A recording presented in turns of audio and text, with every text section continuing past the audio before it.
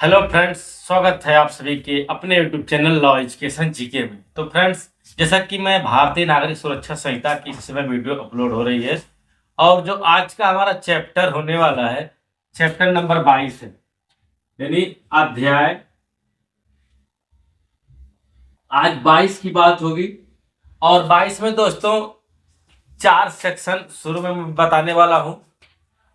तो देखिए, 283, 284, 285 और 286, इन सेक्शनों को आज हम इस वीडियो में कवर अप करेंगे। यह दोस्तों भारतीय भारतीय नागरिक सुरक्षा संहिता, यानी जो सीआरपीसी की जगह पर उस सेक्शन आए हैं, भारतीय नागरिक सुरक्षा संहिता से संबंधित प्रावधान है। अध्याय 22 का 283, 284, 285, 286 के बारे में बात करेंगे। यह बात करता है संक्षिप्त विचारण का। पहली बात तो चैप्टर का जो नाम है, चैप्टर का नाम है संक्षिप्त विचारण। संक्षिप्त विचारण है, इसको कहते हैं समरी ट्रायल। क्या होता है यह समरी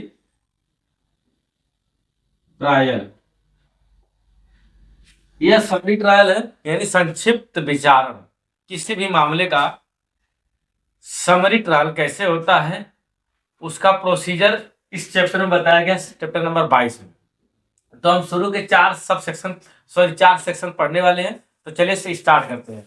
पहले जो सेक्शन की हम बात करेंगे, पहला सेक्शन होगा 284 BNSS।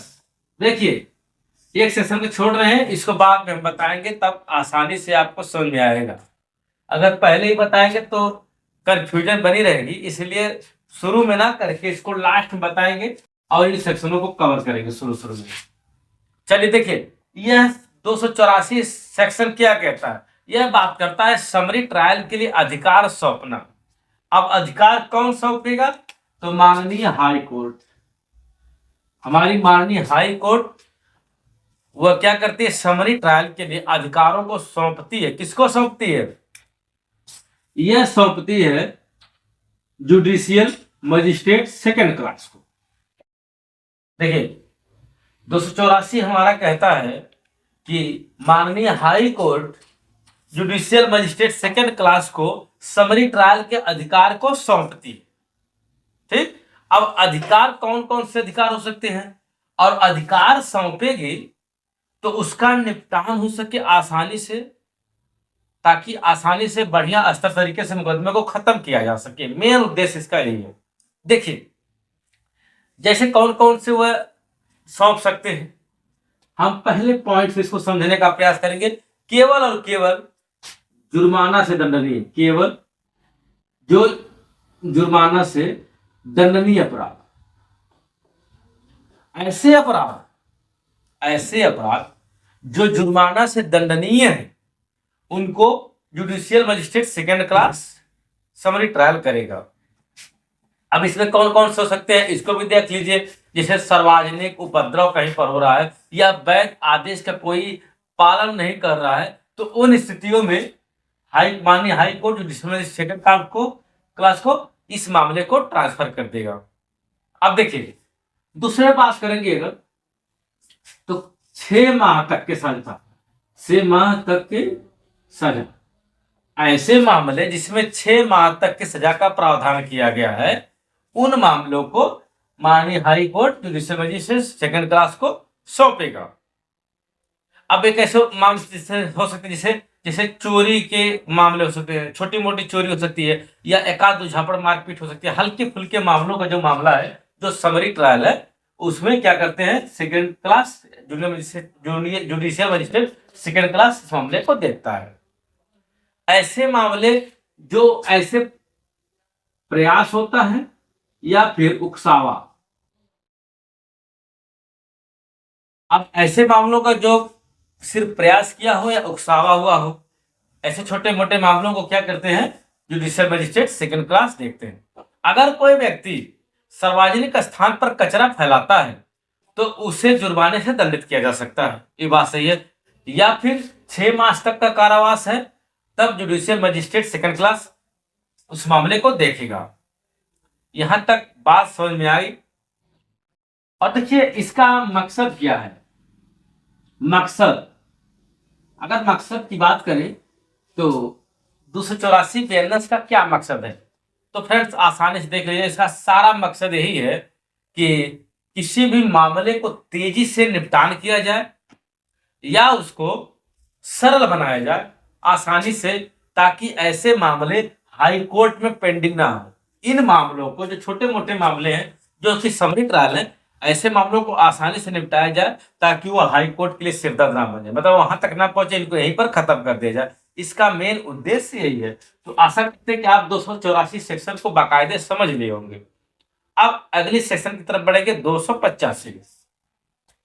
देखिए BNSS 285।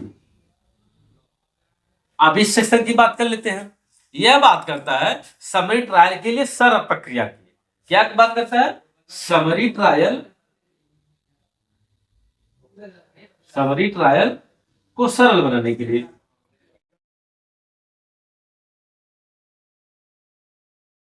इसका क्या मतलब है? देखिए इसको पॉइंट टू पॉइंट समझने का प्रयास करेंगे। सरल एवं त्वरित प्रक्रिया, सरल एवं त्वरित। सरल एवं त्वरित का मतलब, अब देखिए सरल एवं त्वरित का क्या मतलब है। सरल एवं त्वरित का मतलब है कि गवाहों के बयान या फिर अभियुक्त जो आरोपी है, इनका जो बयान वगैरह है, इनका जो पूछताछ करना है, बहुत ही संक्षिप्त तरीके से की जाए। बहुत ही संक्षिप्त करेंगे तो त्वरित हो जाएगा, और जब संक्षिप्त करेंगे, ज़्यादा पूछताछ नहीं करेंगे तो सरल हो जाएगा। समझ रहे हैं बात को? यानी कि जो गवाहों का बयान है, आरोपी का जो बयान वगैरह है, जो भी है, उसको त्वरित करने के लिए बहुत ही कम में क्या किया जाए, इसको दर्ज किया जाए, बहुत छोटा मोटा दर्ज किया जाए, क्योंकि समरी ट्रायल है और इससे करेंगे तो सरल प्रक्रिया हो जाएगी। दूसरी बात, इसमें समय, सजा की सीमा मैंने इस मामले में कि किसी व्यक्ति को कितनी सजा दी जा सकती है समरी ट्रायल में, तो जान लीजिए समरी ट्रायल में 3 माह तक की सजा हो सकती है। 3 माह से ज़्यादा की समय नहीं होगी। यह भारतीय नागरिक सुरक्षा संहिता में बाकायदे लिखा गया है, सेक्शन 285 में। अब यह धारा यह प्रावधान करती है दोस्तों कि सजा को कम हो और न्यायिक प्रक्रिया सरल और त्वरित हो। जो हमारा 285 सेक्शन यही कहता है कि सरल एवं त्वरित निस्तारण हो और सजा जो है बहुत ही कम हो, ताकि अभियुक्त को ज़्यादा भार ना होना पड़े, क्योंकि मामले बहुत ही छोटे मोटे हैं। अब हम बात करेंगे सेक्शन नंबर 286 का, भारतीय नागरिक सुरक्षा संहिता का सेक्शन 286। यह दोस्तों बात किस बात की करते हैं? यह बात करते हैं समरी ट्रायल को रिकॉर्ड करने की। किसकी? समरी ट्रायल को रिकॉर्ड करना। समरी ट्रायल रिकॉर्ड करना। अब समरी ट्रायल को रिकॉर्ड करने के लिए हम 4 पॉइंट बताएंगे, आपको आसानी से समझ में आ जाएगा। देखिए मामले का विचारण, अब इसमें बताएंगे कि मामले का विचारण कैसे होना चाहिए। मामले का विचारण, तो मामले का विचारण 2 तरीके से होता है। देखिए मामले का विचारण 2 तरीके से होता है। पहला, केस क्रमांक होना चाहिए। केस का क्रमांक होना चाहिए और अपराध शिकायत की क्या स्थिति है, रिपोर्ट की क्या तिथि है, उसको होना चाहिए। शिकायत, स्थिति या फिर रिपोर्ट, इन सभी के बारे में क्या होनी चाहिए, इनकी तिथि वगैरह बाकायदे लिखना चाहिए। समरी ट्रायल का रिकॉर्ड करना, रिकॉर्ड मतलब डॉक्यूमेंटली होना चाहिए। मामले का विचारण जो है, केस का क्रमांक होना चाहिए, शिकायत स्थिति, रिपोर्ट की क्या तिथि है, सब कुछ होना चाहिए। दूसरी बात दोस्तों, पक्षकारों को जानकारी होनी चाहिए। पक्षकारों की जानकारी मतलब शिकायतकर्ता का नाम होना चाहिए या फिर आरोपी का नाम, पता, उसके माता पिता का पता होना चाहिए। पक्षकारों की जानकारी, शिकायतकर्ता का नाम होना चाहिए और साथ ही साथ आरोपी का नाम, पता, उसके माता पिता का नाम होना चाहिए। अब अगर तीसरे ऑप्शन की बात करेंगे हम, तो अपराध की जानकारी। अपराध की जानकारी, शिकायत और लिखित हुए अपराध की बाकायदे विवरण होना चाहिए इस मामले में। समरी ट्रायल, यहाँ पर 286 की बात हो रही है, और संपत्ति की कितनी मूल्य है इस बात का भी उसमें बाकायदे रिकॉर्ड होना चाहिए, लिखा होना चाहिए। दूसरी बात, अपराध का सारांश, लास्ट में जो है अपराध का कंक्लूजन निकालना चाहिए, सारांश निकालना चाहिए कि आरोपी की दलील और पूछताछ करनी चाहिए, निर्णय और सजा होना चाहिए, और कार्यवाही समाप्त होने की तिथि का भी क्या होना, रिकॉर्ड होना चाहिए। इन सब की रिकॉर्ड होना चाहिए। देखिए समरी ट्रायल का जो रिकॉर्ड है जो बता रहा हूँ, ये 4 पॉइंट होने चाहिए। चार कौन कौन से? मामले का विचार होना चाहिए, विचार में केस क्रमांक और अपराध की शिकायत रिपोर्ट की तिथि होनी चाहिए। दूसरा, पक्षकारों को जानकारी होनी चाहिए, शिकायतकर्ता का नाम पता होना चाहिए, उसके माता पिता का नाम पता होना चाहिए, और आरोपी का भी यही मामला है। अपराध की जानकारी होनी चाहिए, शिकायतित या फिर साबित जो हुए अपराध है उसका विवरण होना चाहिए, और संपत्ति का मूल्य होना चाहिए। चौथे में अब प्रक्रिया का सारांश होना चाहिए, यानी आरोपी की दलील और पूछताछ, निर्णय और सजा, कार्यवाही समाप्त होने की तिथि। तो बाकायदे इन सब का क्या करना चाहिए, रिकॉर्ड होना चाहिए, बताता है सेक्शन 286। बात समझ में आई यहां तक? कुल मिलाकर दोस्तों बात अगर कीजिए कि 15,000 तक की अगर चोरी हुई है, मान लीजिए कोई चोरी 15,000 रुपये तक हुई है, तो मजिस्ट्रेट को उस संपत्ति का मूल्य, आरोपी की दलील और सुनाए गए निर्णय को दर्ज करना, रिकॉर्ड करना जरूरी होता है। अब देखिए 283 का सेक्शन, आशा करते हैं कि 284, 285 आपको समझ में आ गया हो, 86 तक। अब हम जो बताए थे 283, अब यहाँ पर BNSS 283 को देख लेते हैं।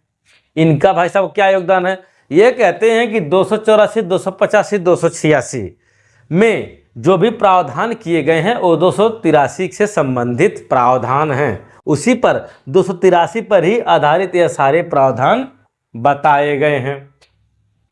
समरी ट्रायल के लाभ क्या है? अब देखिए समरी ट्रायल के लाभ, अगर लाभ की बात की जाए, प्रॉफिट की बात की जाए, तो बहुत सारे लाभ हैं। नंबर 1 कि छोटे मोटे मुकदमे जो होते हैं बहुत ही जल्दी से निपट जाते हैं, त्वरित निस्तारण हो जाता है।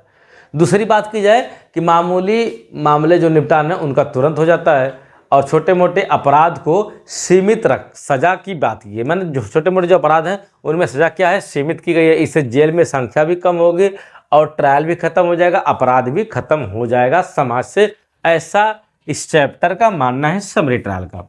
तो आई होप कि आपको समरी ट्रायल के चारों सेक्शन आसानी से कवर हो गए होंगे। कहीं भी कोई भी कंफ्यूजन या डाउट्स है तो आप कमेंट करके पूछ सकते हैं, मैं उसको आपको आसानी से बता दूंगा। चलिए मिलते हैं किसी अन्य वीडियो में, अगले चैनल पर आप पहली बार हैं तो चैनल को सब्सक्राइब करना ना भूलें।